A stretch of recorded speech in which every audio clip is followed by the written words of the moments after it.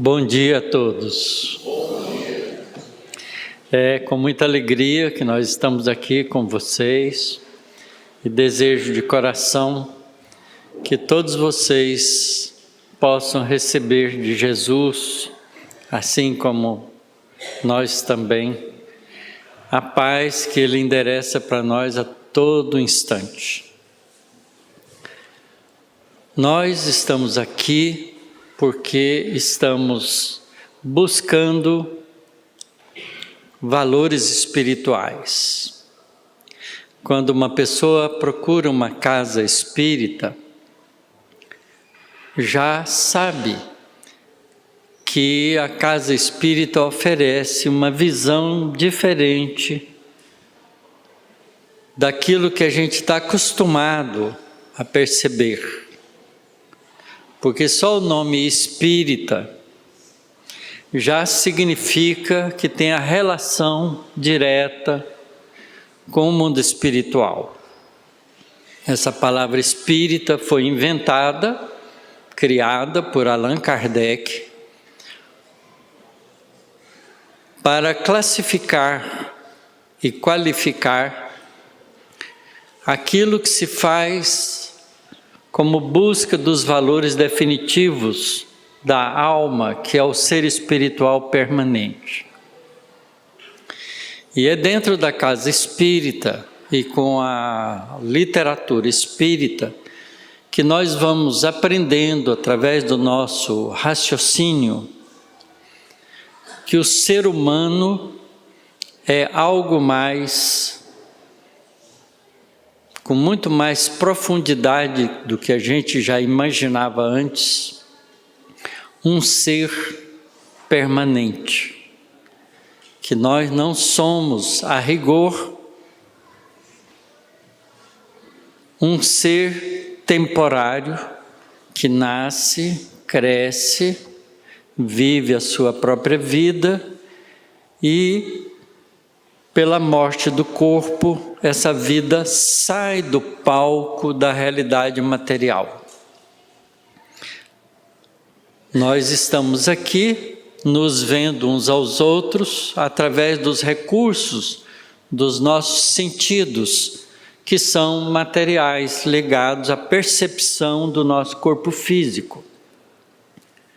Mas, se nós acendermos a nossa antena espiritual, vamos perceber que nenhuma dessas cadeiras que estão aqui estão vazias.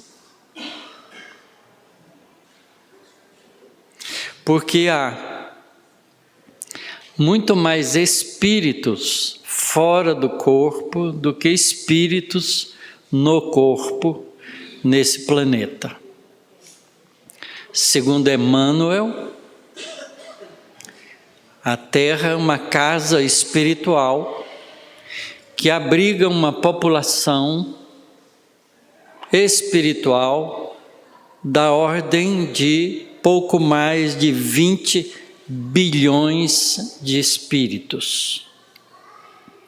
Na época que ele escreveu isso, no livro Roteiro, a Terra tinha cerca de 2 bilhões de encarnados. A população física da Terra era da ordem de 2 bilhões de pessoas. Hoje, nós somos 8 bilhões de pessoas. Então, de 2 para 8 foi um fator 4.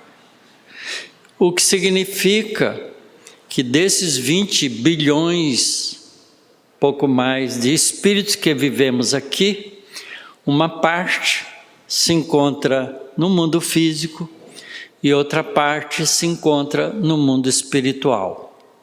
E a maior parte, hoje da ordem de 2/3, vive no mundo espiritual, enquanto 1/3 somos nós, os encarnados.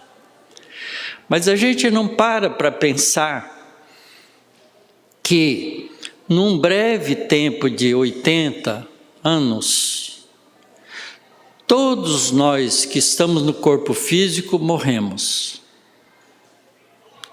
e somos substituídos por outros que nasceram. Então, vejam que em 100 anos, 8 bilhões de pessoas morrem, passam para o mundo espiritual. E 8 bilhões, se quisermos manter a população, nascem para ocupar o lugar. É como se fosse um trem gigantesco, não é, que para numa estação, desce todo mundo e sobe outros. Há 2 portas de entrada e saída desse planeta para a vida física. A porta de entrada para a vida física é o nascimento. E a porta de saída é a morte do corpo físico, que nós, os espíritas, arranjamos um nome mais elegante para a morte.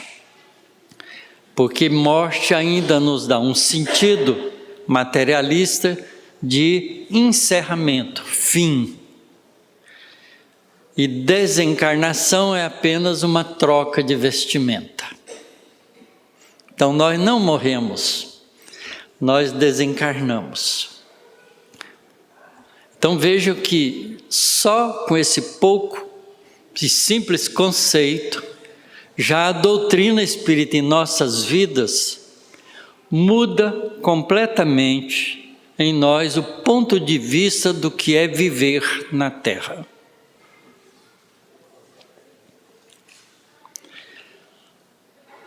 Porque nós temos, ao longo de muitas encarnações, convivido com ideias religiosas que não nos mostraram esse aspecto da vida espiritual, porque nos criou deveres religiosos sem nenhuma perspectiva clara e objetiva do que acontece conosco depois da desencarnação, nós cristalizamos em nossas mentes a ideia da vida única. Então nós vivemos a vida terrena como se ela fosse a última e a única. Porque a gente não sabe o que acontece conosco depois que a gente morre.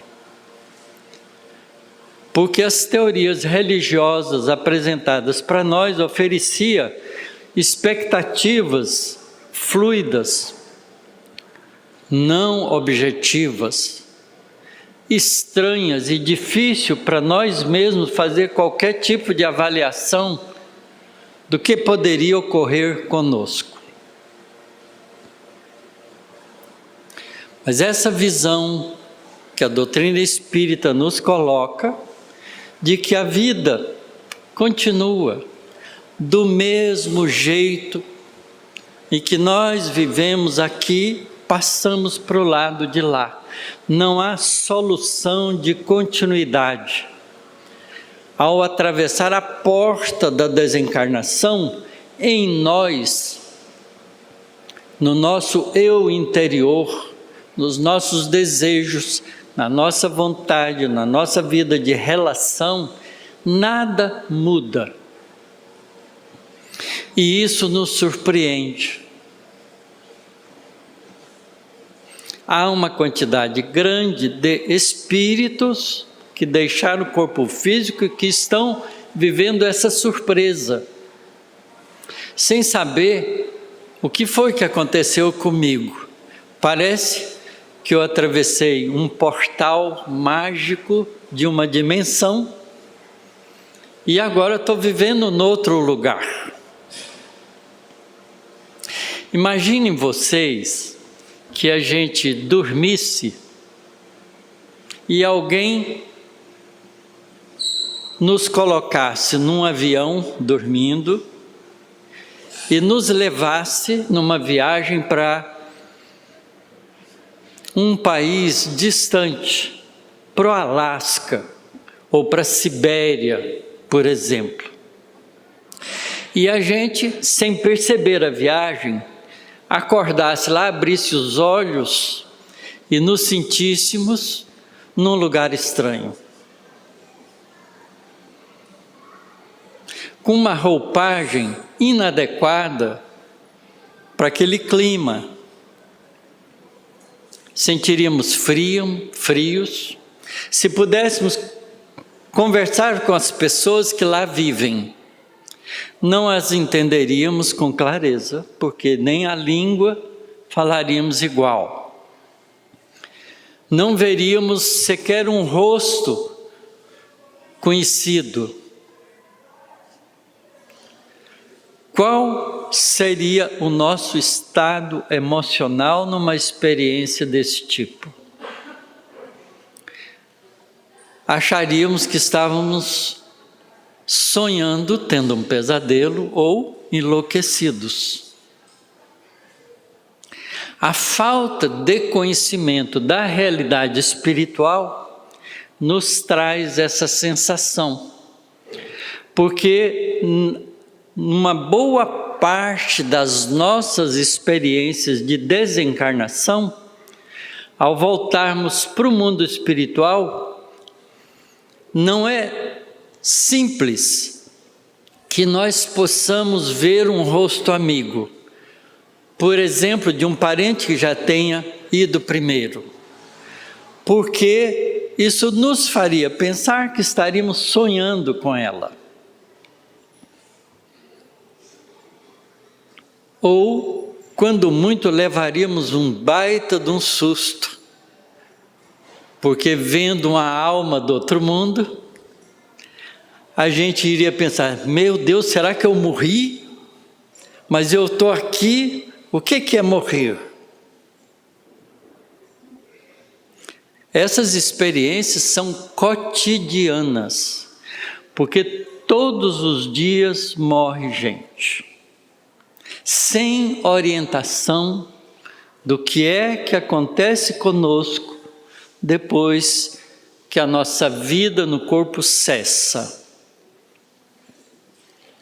Nós que estamos numa casa espírita, certamente teremos uma facilidade maior, porque a orientação doutrinária do Espiritismo que a gente apreende, ouve, nem sempre a gente estuda, mas ouve pelo menos, nos ajuda a fazer uma ideia do que pode ser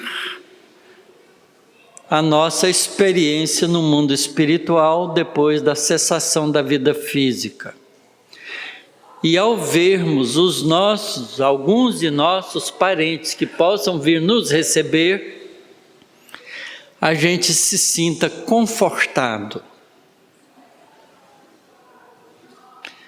É como se a gente, na experiência do sono e da transferência para um outro país, a gente já tivesse antes feito o dever de casa e lesse a respeito da Sibéria, como é que é a vida lá, que língua que eles falam, que tipo de roupagem que eles usam, ou no Alasca.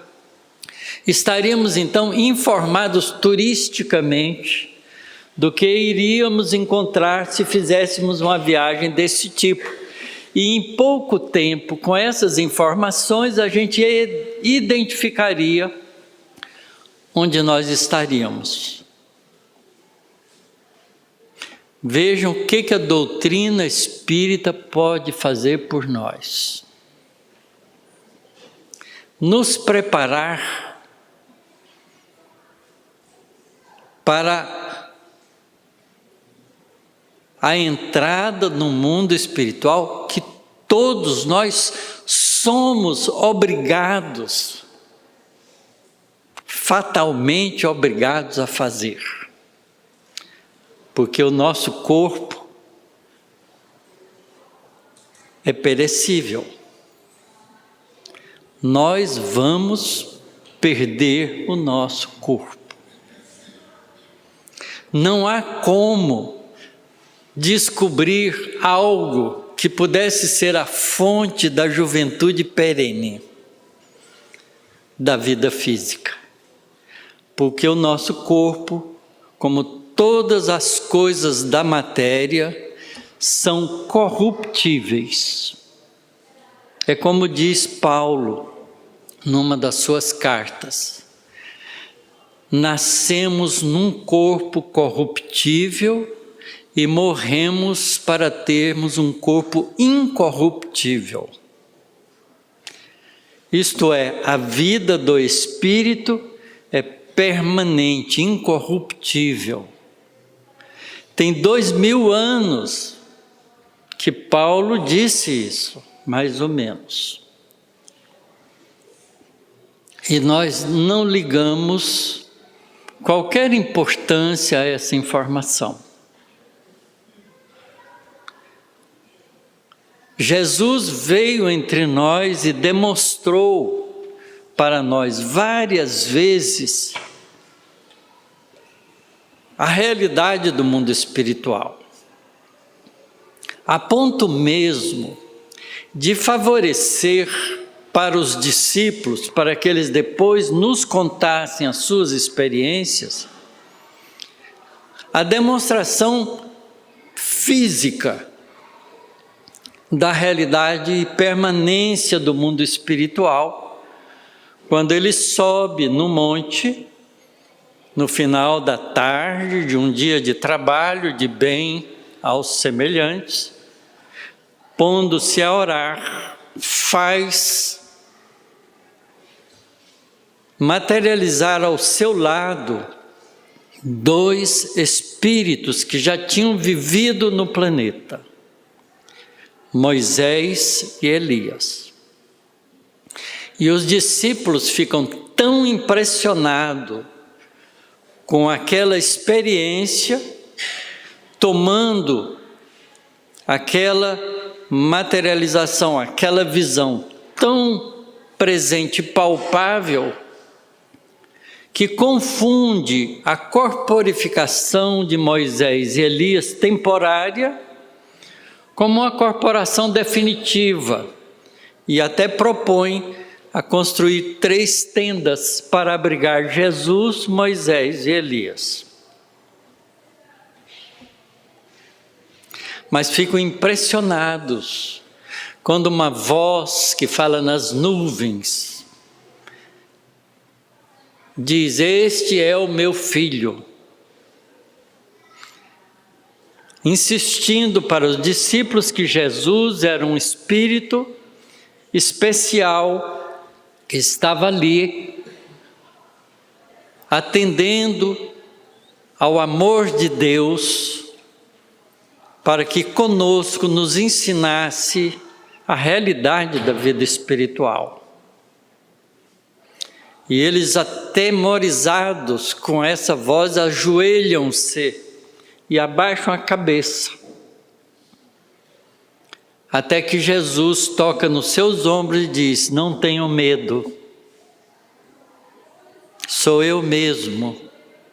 E eles levantam os olhos, já não tem mais visão alguma. É tão surpreendente que Jesus só leva 3 dos seus discípulos: Pedro, João e Tiago, os 3 mais próximos. E diz a eles: não conte, não revele isso ainda a ninguém, até que chegue o dia da minha levantação. Porque Jesus falava que ele ia ser levantado numa cruz, até o dia da minha ida, porque depois que Jesus também passa pela crucificação e deixa o seu corpo físico, muitas vezes Jesus se põe junto dos discípulos a portas fechadas para dizer: a vida continua, eu continuo com vocês. E várias vezes Jesus esteve com os seus discípulos em momentos diversos, demonstrando com clareza que a vida continua. Isso tem 2000 anos.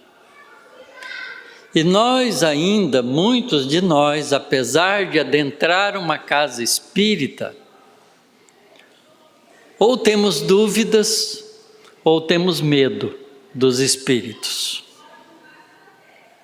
Será que se algum espírito materializar aqui, agora, nesse momento, a gente ficaria corajosamente observando sair em disparada pela porta fora?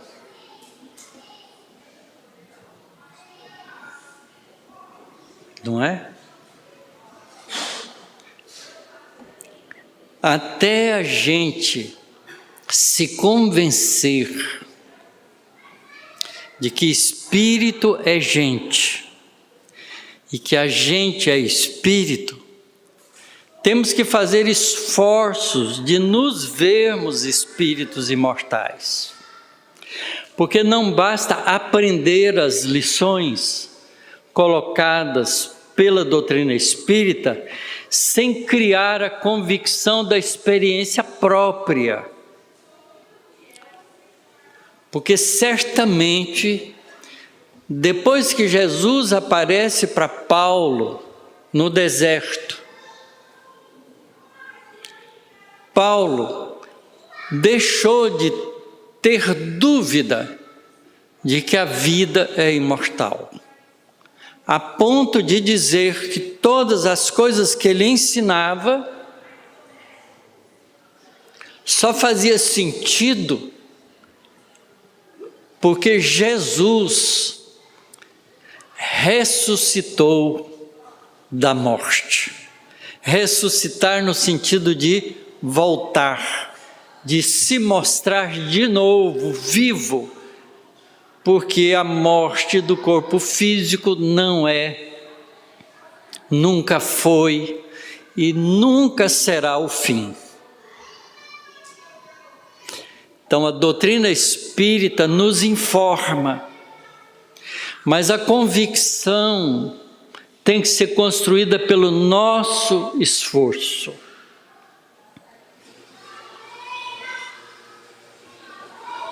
Há muitas pessoas ainda que não acreditam que o ser humano pôde tomar uma nave espacial e descer na Lua.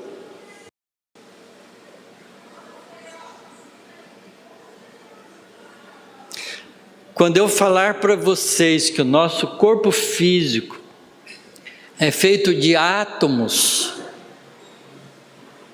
vocês ouvem, mas não sabem, porque nenhum de nós vê o átomo.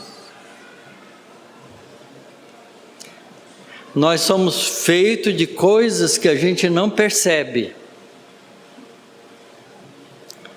Quando a gente toca um objeto qualquer,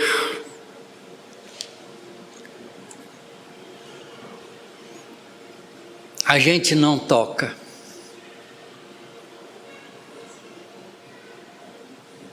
É estranho isso, parece uma fantasia, mas a gente não toca, porque as forças de repulsão entre as cargas elétricas dos elétrons da superfície das nossas mãos, que constituem a estrutura molecular feita de átomos,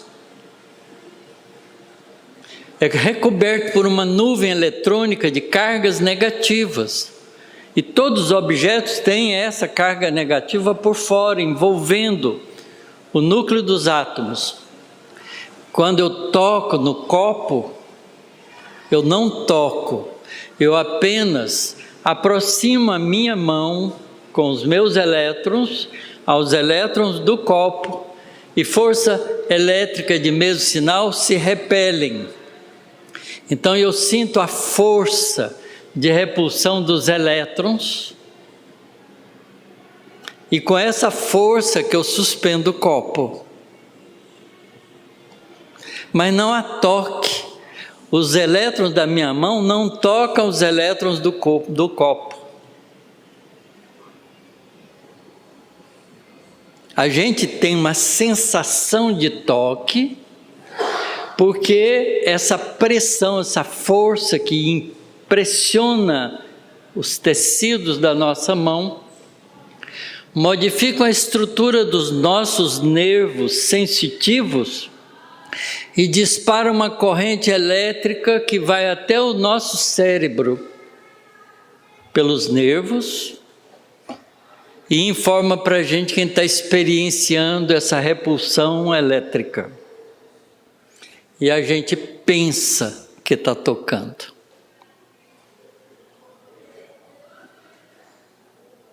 Mas a gente não se dá conta disso. Do mesmo jeito que a gente não se dá conta se não prestar atenção e saber que todas essas cadeiras não estão vazias. Que tem espírito sentado aí junto de vocês. Não adianta mudar de lugar. Eu tenho um amigo lá de Goiânia que era cego, mas tinha mediunidade de vidência. Ele via os espíritos. Não via os homens, mas via os espíritos. Às vezes ele entrava num ônibus e não sentava, porque o ônibus estava cheio. Até o cobrador chegar e disse: o senhor não vai sentar? Tem tanta cadeira vazia. Aí ele prestava atenção e entendia que ele estava vendo os espíritos e procurava no tato uma cadeira e sentava. Pedia licença para o espírito, não é? Porque a gente vê o mundo espiritual não com os olhos do corpo físico.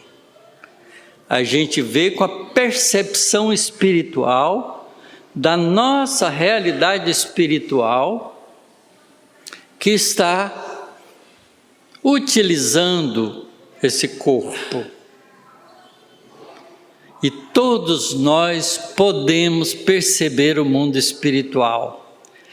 Na verdade, todos nós percebemos já o mundo espiritual. Mas a gente reage negativamente a isso. Às vezes a gente chega num lugar, sente um arrepio, nossa, parece que a morte passou perto de mim. Não foi a morte, foi um espírito vivo. Mas a gente prefere ignorar com a fantasia do nosso desconhecimento, da nossa ignorância espiritual. A doutrina espírita nos abre a percepção da realidade espiritual com o conhecimento que ela nos traz. E ela então faz a gente perceber a nossa vida de um outro ponto de vista. A doutrina espírita muda a nossa realidade. O conhecimento espiritual faz a gente viver diferente. Se a gente sai da casa espírita com essas informações e ao descer as escadas e sair na calçada, a gente apaga essas informações e vive do mesmo jeito que antes, quando entrou, a gente está simplesmente perdendo tempo e jogando um tesouro de informações fora. Como a gente tem feito com os ensinamentos de Jesus há 2000 anos. Por isso, não basta a gente ouvir. É preciso estudar, meditar, pesquisar em si mesmo, na sua própria realidade de vida e descobrir-se espírito imortal. A gente desenvolve as percepções da gente para fazer isso. Ontem mesmo, na minha casa, à noite, à tarde, eu moro no fundo da casa da minha filha, comungo o mesmo quintal. Casa com quintal é muito bom. E ela então recebeu alguns amigos, um casal com uma criança. E eu estive conversando com o jovem pai dessa criança, e ele tem uma orientação religiosa diferente. E ele começou a me perguntar sobre as coisas espirituais. E eu comecei a falar sobre ele, explicando, respondendo as perguntas dele. De repente ele disse: nossa, isso é muito para a minha cabeça. E saiu de perto de mim.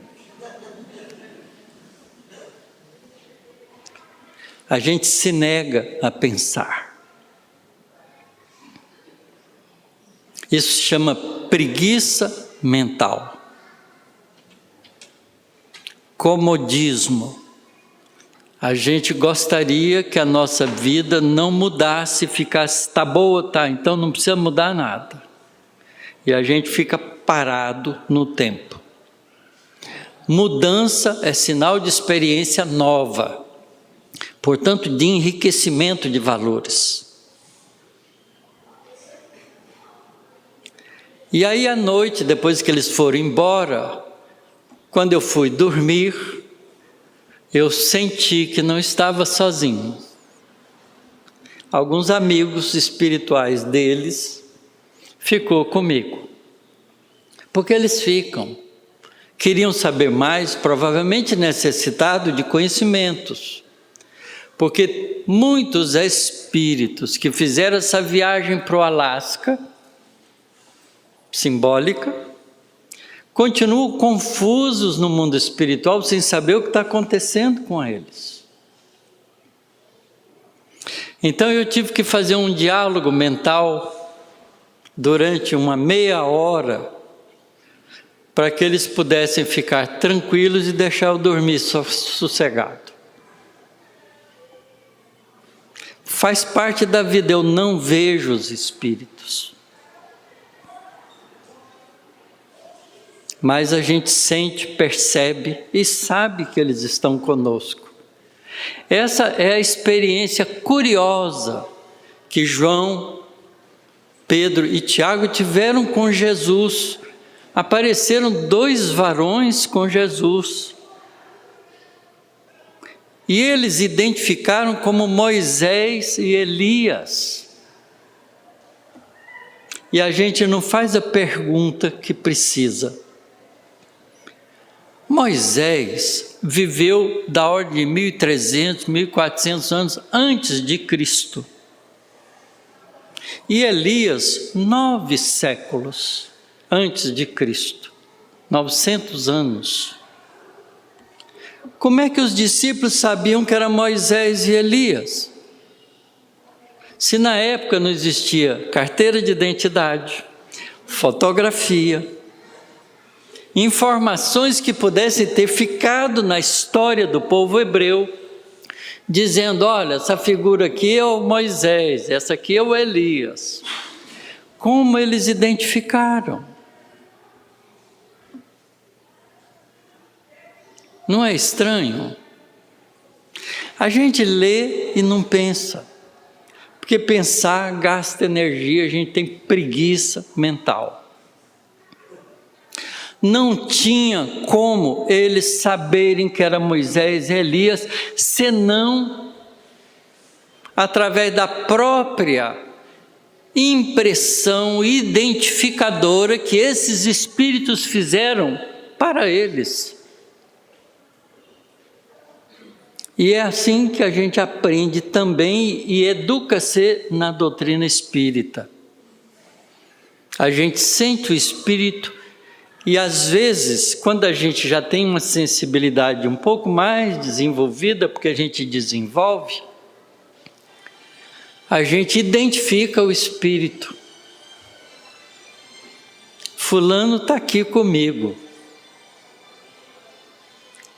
Mas se a gente não identifica pela percepção, mental, a gente identifica o nível de entendimento do Espírito, a intenção dele. Do mesmo jeito que às vezes a gente olha para uma pessoa e identifica nela alguma coisa que não está legal. Essa percepção não vem dos sentidos, ela vem da percepção de alma para alma. Como nós somos espíritos e eles também são, não há como não ter contato um com o outro.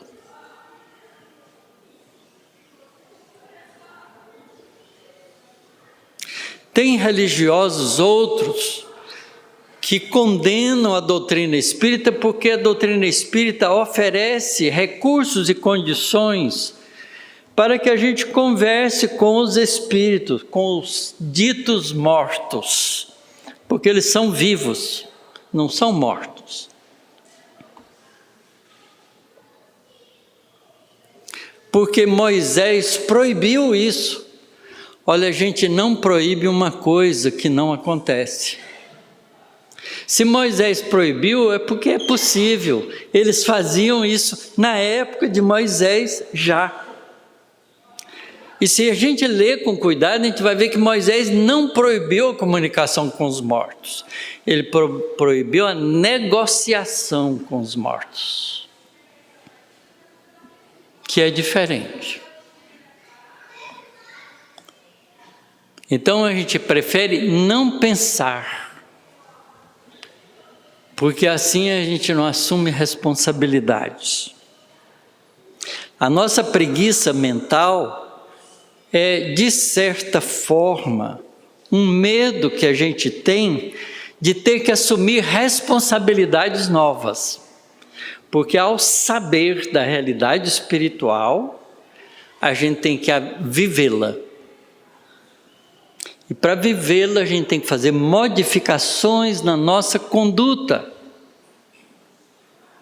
Porque ao invés de correr atrás das coisas transitórias que a gente não vai ter,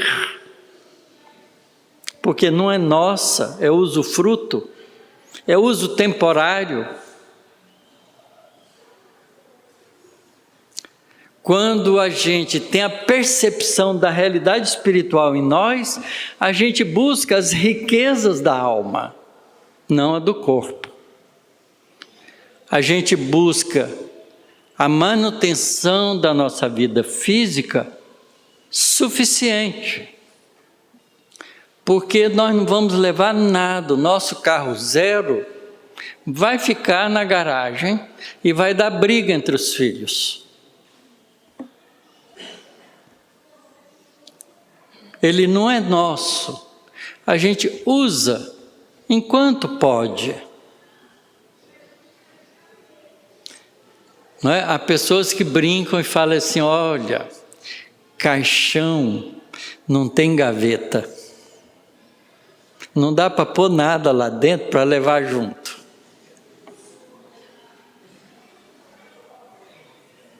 E a gente já sabe disso também, porque Jesus nos ensinou. Não cultivem tesouros que o ladrão rouba, que a ferrugem corrói, que a traça come. Cultivem os tesouros do céu, porque esses o ladrão não rouba, a ferrugem não corrói e a traça não come. E os nossos tesouros são aquilo que nós realmente temos. E o que é que nós temos? O que é que a gente possui que ninguém nos tira? Ninguém tira o amor que eu tenho pelos meus filhos. Ninguém tira o conhecimento que eu adquiri. Isso é meu. Mas alguém pode tirar a vida do meu corpo físico. Então o corpo não é meu.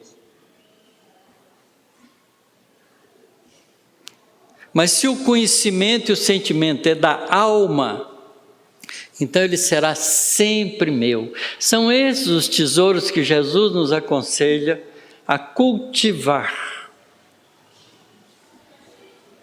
A gente está cultivando esses sentimentos, esses conhecimentos?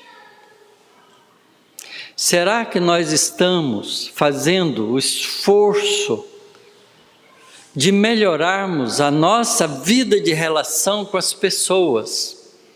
Porque isso é melhorar o sentimento. E estudando e aprendendo cada vez mais para que a gente possa compreender a criação divina. Quando a gente pega o Evangelho segundo o Espiritismo, no capítulo Consolador Prometido, a gente vê lá clarinho isso. O Espírito Verdade falando para nós. Espíritas, amai-vos. Este é o primeiro ensinamento. E instruí-vos, este é o segundo. São os dois valores que Jesus, 2000 anos atrás, nos falou.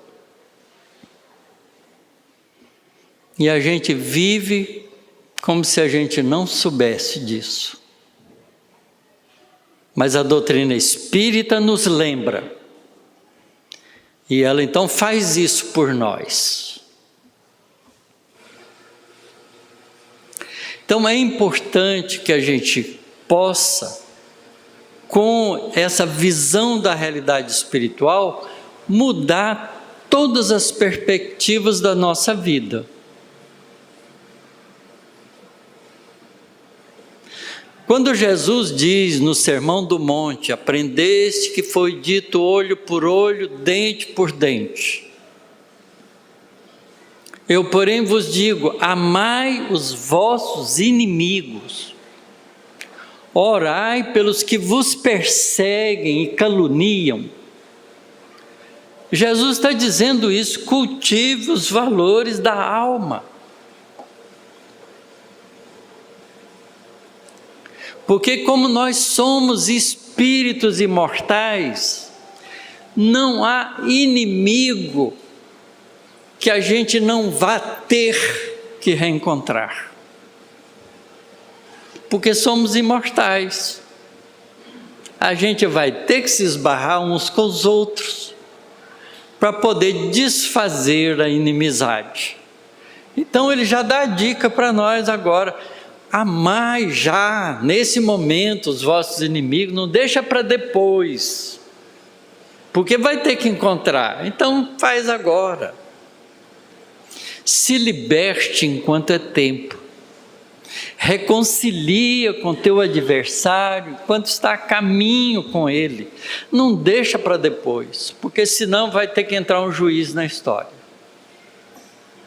E vai ter que ter uma punição, ou seja, um compromisso de acertar as contas. São 2000 anos atrás que esses ensinamentos chegaram às nossas mãos. E nós temos preguiça mental de pegar um Novo Testamento e ler as lições de Jesus descritas pelos evangelistas. Mas quando a gente acorda, como faz a doutrina com a gente, acorda, você é um espírito. Aí a gente percebe que Jesus, que também é um espírito, que continua vivo, tão vivo quanto qualquer um de nós, e que veio para estar conosco, para nos ensinar, adiantar informações, para que a gente pudesse ser feliz o quanto antes, a gente volta, apesar dos 2000 anos passados, e começa a estudar de novo, ou melhor, estudar direito, para poder saber que o sacrifício desse Espírito generoso, amoroso, bondoso, que nasceu entre nós para nos ensinar isso há 2000 anos atrás, e tão esquecido por toda a humanidade que se diz cristã,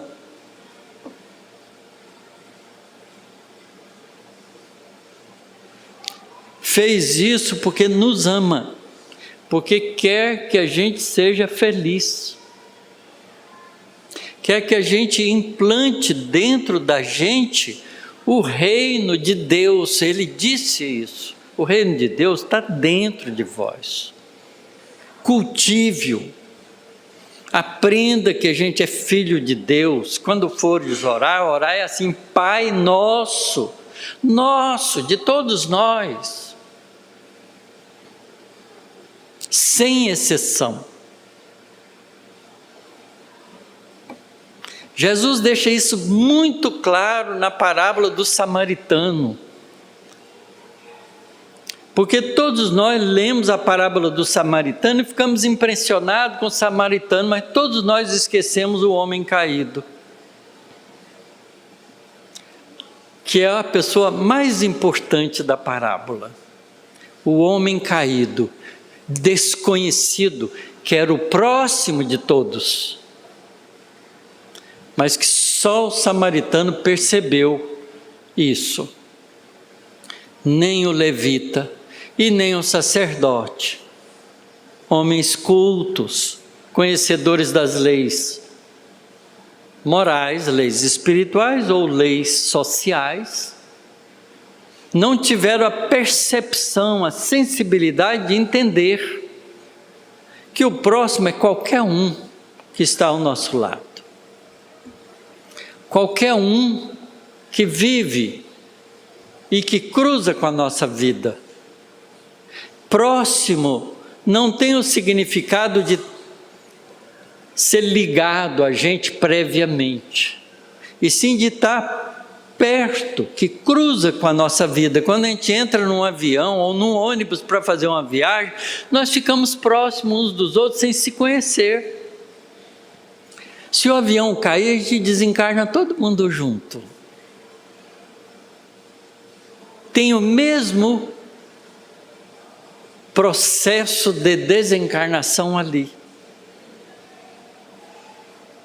Então nós estamos ali para nos ajudarmos uns aos outros, não para disputarmos o melhor lugar no avião ou as melhores vantagens.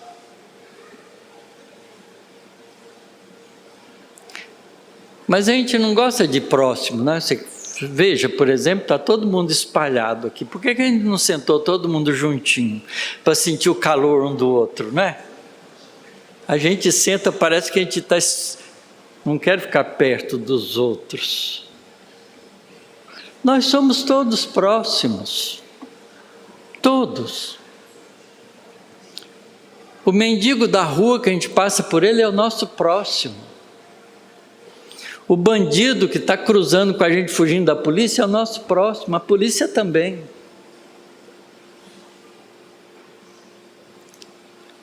Essa visão de espírito imortal que a doutrina espírita nos traz faz a grande diferença.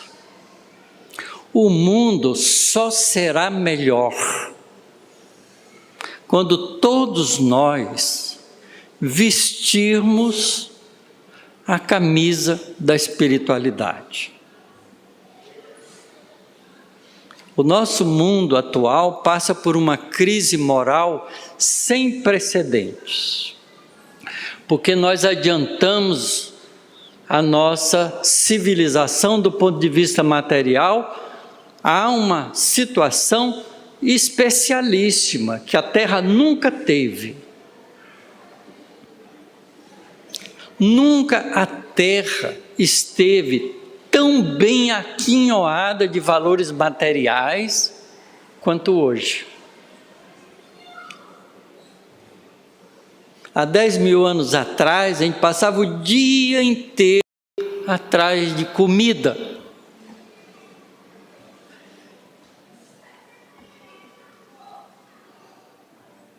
Hoje a gente se senta à mesa e em 15, 20 minutos já comemos, não é? Porque até alguém já fez a comida para nós.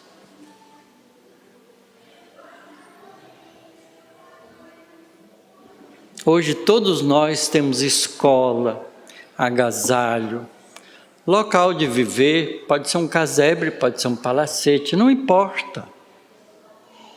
Está na rua aqueles que querem estar na rua por alguma razão psicoemocional que encontra nos desafios que a vida oferece. Nós temos um trabalho junto com Sem Tetos lá em São Carlos, e esses dias eu tive que pegar um deles e levar para a casa deles. Era um casebrezinho, mas arrumadinho. Não morava na rua. Só dorme na rua aqueles que se largam na rua. Por razões diversas, às vezes por droga, por bebida alcoólica. E se você conversa com eles, eles fazem isso porque tem uma decepção emocional. E a decepção emocional é oriunda de nós mesmos.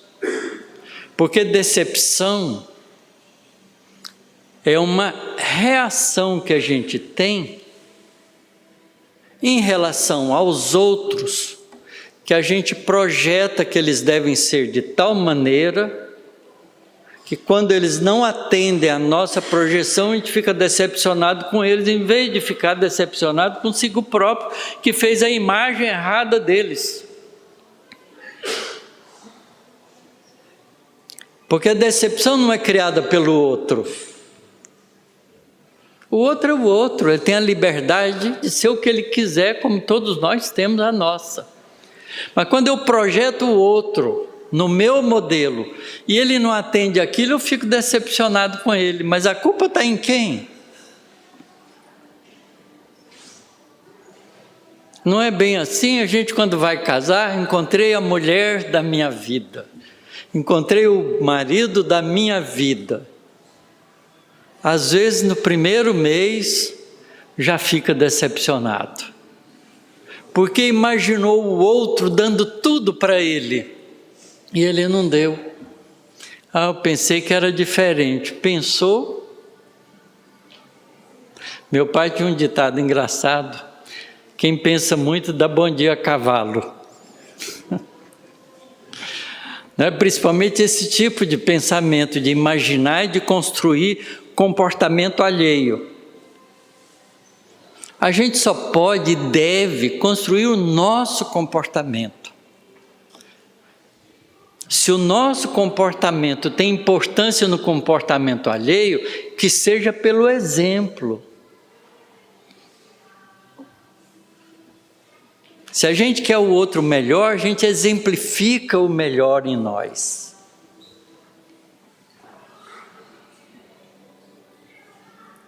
São valores do espírito. São os valores que a doutrina espírita nos confere. Porque a doutrina espírita, fazendo a gente se perceber, ilustrando a nossa mente e educando nossos sentimentos e percepções, nos ajuda a convencer-nos a nós mesmos de que somos espíritos imortais. E ao sermos espíritos imortais, a gente para de viver para o corpo e passa a viver para o espírito. Pelo corpo, mas para o espírito.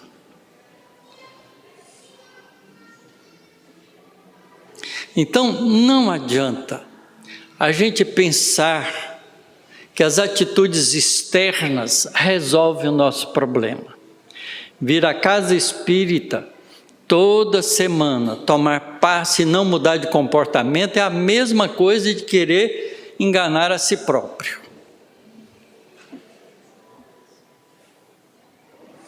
A gente tem que sair da casa espírita com vontade e com a perseverança de ser melhor. É mudança de comportamento. Jesus ensinou isso para nós, o Sermão do Monte inteiro, é mudança de comportamento. Quando fordes fazer uma oferenda no altar ao Senhor, isso é atitude religiosa. E lembrares que tem um adversário Larga a tua oferenda ali e vai primeiro reconciliar com o adversário. Isso é comportamento.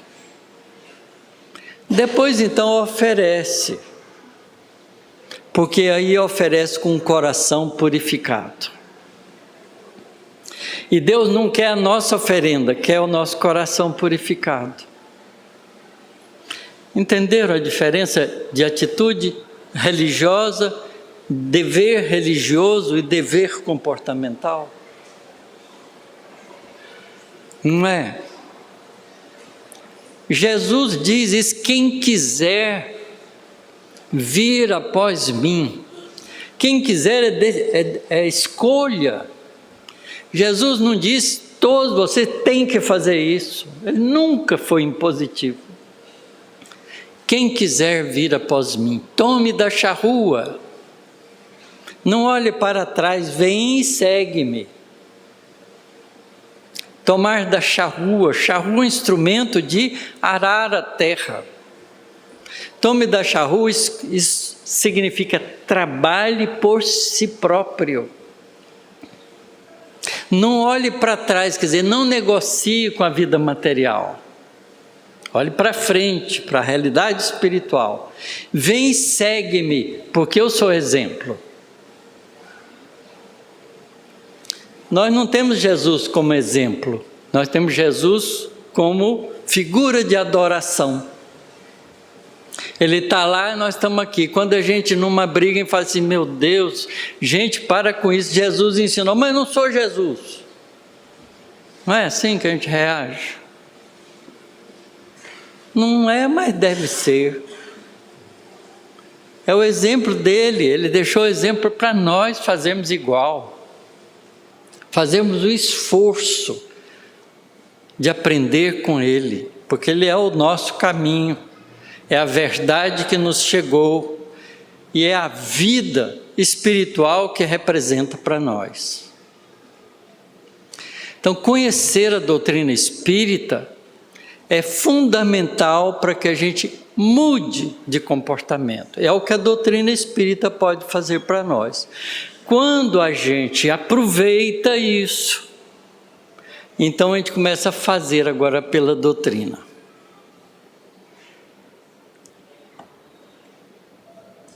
Porque em agradecimento, a gente divulga esse conhecimento para que todas as criaturas sejam felizes. É isso que eu estou fazendo aqui. Agradecido à doutrina espírita, falando para vocês que ela é o melhor tesouro que a gente já recebeu da espiritualidade na Terra. Mas é preciso que a gente aproveite esse tesouro. A gente não soube aproveitar o tesouro do Evangelho de Jesus. Mas agora a gente tem uma nova versão da realidade espiritual, com muito mais clareza, porque Jesus não pôde nos ensinar muitas coisas há 2000 anos atrás. Falar de reencarnação naquela época era terrível. Ele fez isso, mas passou, despercebido ou ignorado pela humanidade, porque ele ensina. Olha, João Batista é o Elias que havia de vir. Então ele ensinou que o espírito Elias nasceu de novo como João Batista, filho de Isabel e Zacarias. E o anjo, o espírito bondoso, que avisa para Zacarias que ele ia nascer, diz, ele vem no espírito de Elias para ajudar Jesus, para ajudar o Senhor, para preparar o terreno para o Senhor. Ora, vir no espírito de Elias é reencarnação. Não é? É o espírito tomando um novo corpo. Então Jesus ensinou, mas converse com qualquer cristão que não seja espírita, fale isso para ele, fale, não, você está interpretando tudo errado. Não é assim. Nascer de novo, que Jesus ensinou, é renovar-se espiritualmente. Interpreta a conveniência. Mas Jesus também ensinou a renovação pelo comportamento. Não basta só nascer de novo, é preciso também melhorar-se. E ninguém vai ao reino do céu se não nascer de novo. Ninguém. Porque a reencarnação é uma lei da natureza. Se aplica a todas as criaturas. Então, com a doutrina espírita, a gente entende Jesus. Por isso que Emmanuel escreveu uma mensagem muito bonita dizendo que Jesus é a porta. Mas a doutrina espírita, Allan Kardec, é a chave que abre a porta. Num símbolo de que se a gente entende a doutrina espírita direitinho, a gente vai entender com profundidade as lições de Jesus. E é assim. Essa é a minha experiência própria. Eu só fui começar a entender o Evangelho de Jesus. Eu sou espírita desde meus 18 anos. Eu só fui começar a entender com profundidade, com mais acuidade, os ensinamentos de Jesus há uns 15, 20 anos atrás. Depois da ordem de 30, 40 anos de doutrina espírita. Então esse é o tesouro que a gente tem que cultivar. E a gente está aqui juntos para fazer isso. Porque fazer junto é muito mais agradável e mais fácil do que fazer sozinho. Muita paz no coração de todos vocês. Muito obrigado.